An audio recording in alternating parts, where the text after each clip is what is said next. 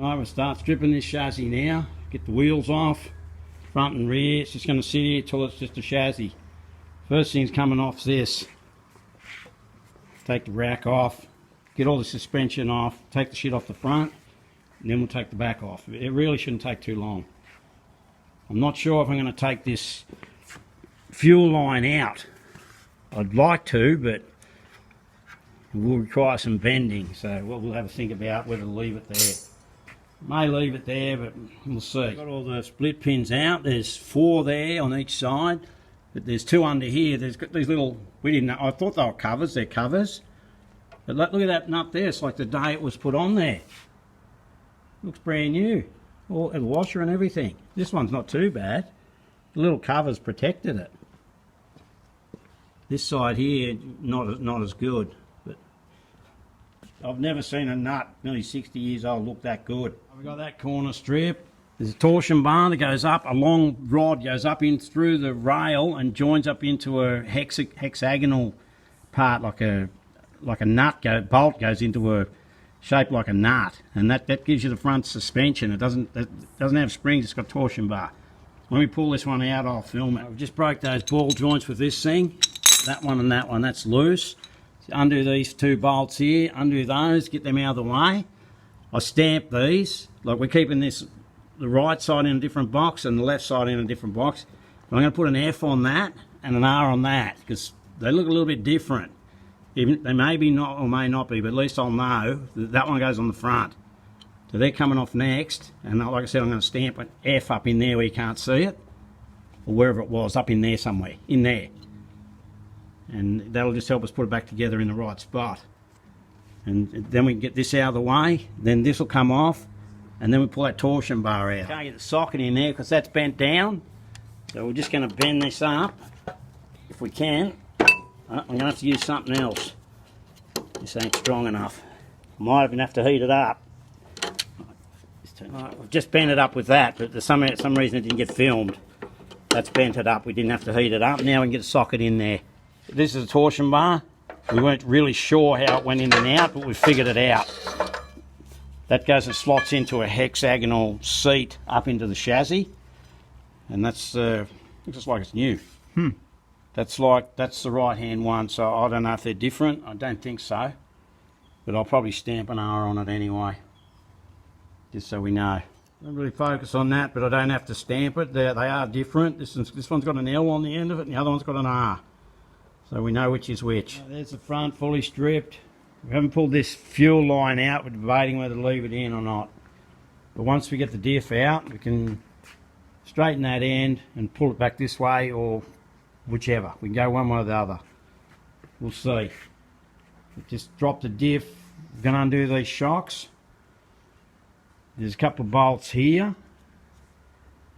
And there's some bolts up under there. There's bolt there. There's 4 bolts here and there's 4 bolts here. Drop the shocks. That whole back thing drops down. I think that's what we're going to do. Then that'll be stripped. And we'll worry about Rico and all that back stuff up on a bench. Just drop the rear down in one piece. For now, I just want to get the chassis stripped and we'll go and see how much it's going to cost to get it powder coated. If it's too dear, we're going to be painting it. We've just got to save money where we can. There's nothing wrong with paint.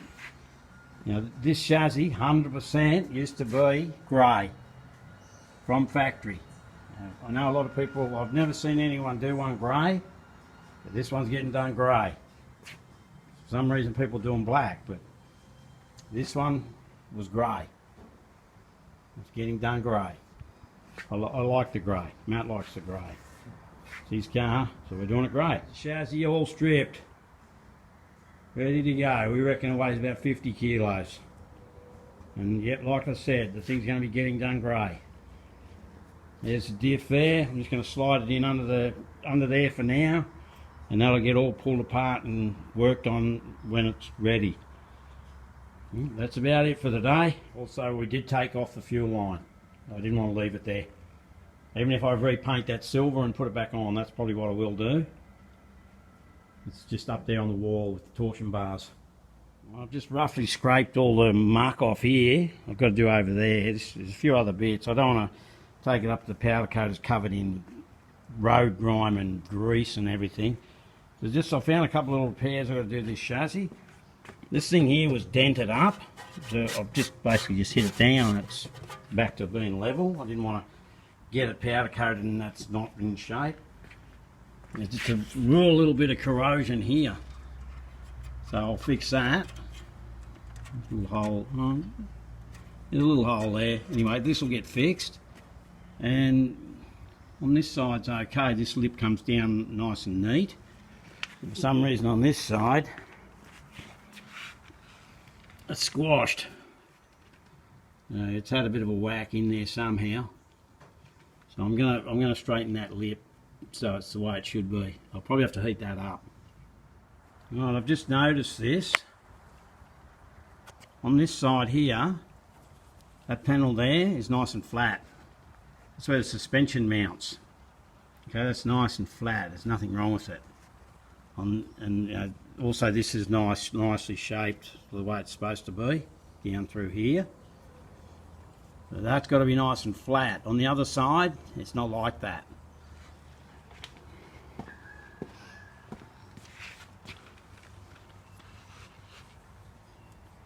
Let's see if I can show how.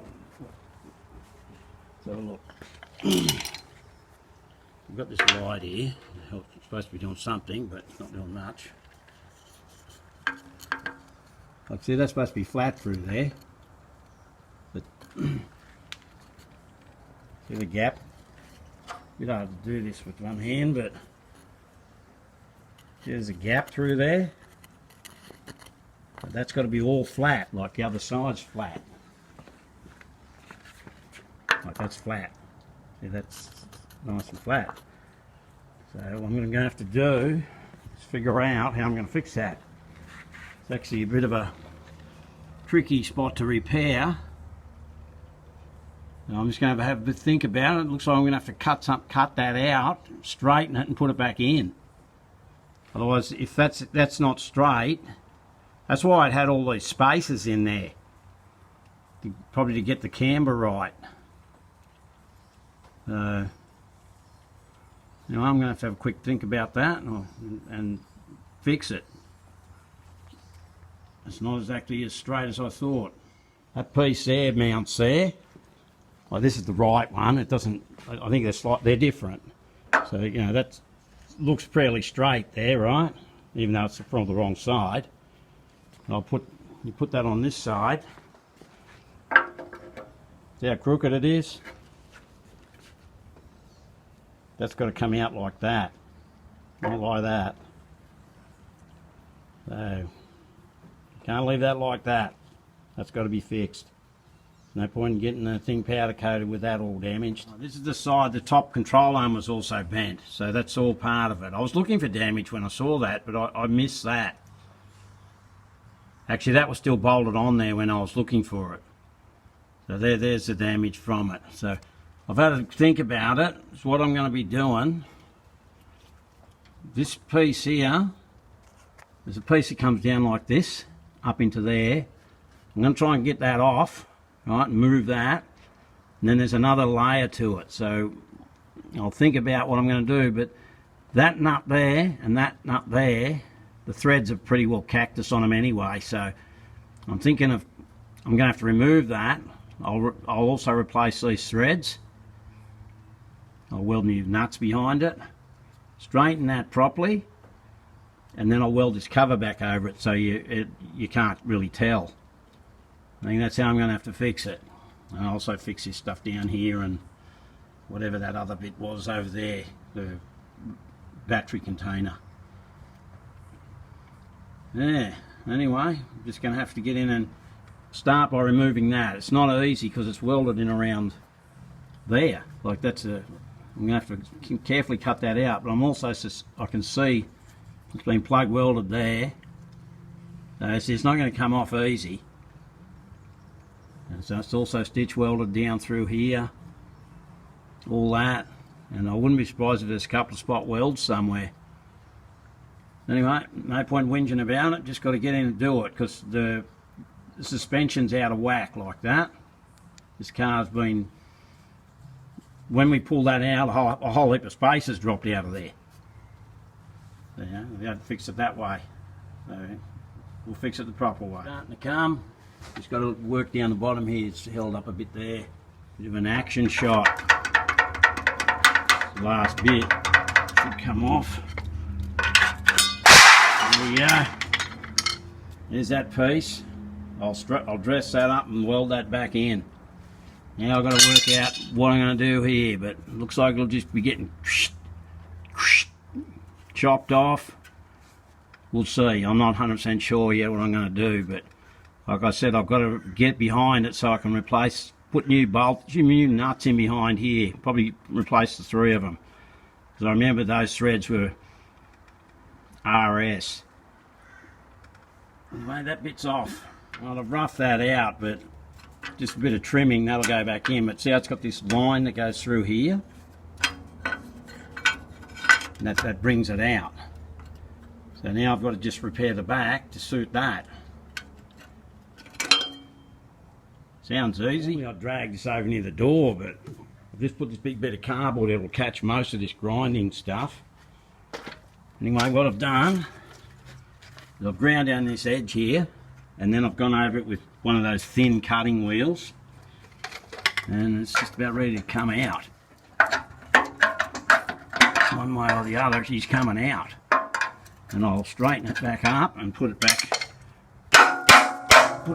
on. There's probably other ways of fixing it, but this is how I'm fixing it. Anyway, I've got to do this with 2 hands. I'll film it when I get it off. For the easy bit. Spoke too soon. There you go. Dress that up, fix those things, put it back on. I'll be able to dress this up now. I'm not going to fix it today. Today's Saturday afternoon. I'm just going to clean up here, and tomorrow I'll do it. I'll get my son to help me drag it over near the door. I don't want to do any more work here. I'm going to clean this area up now. There's crap everywhere. I'll dress this up, get it ready to go back on. I'll run a tap through those things, but they look like they had it to me.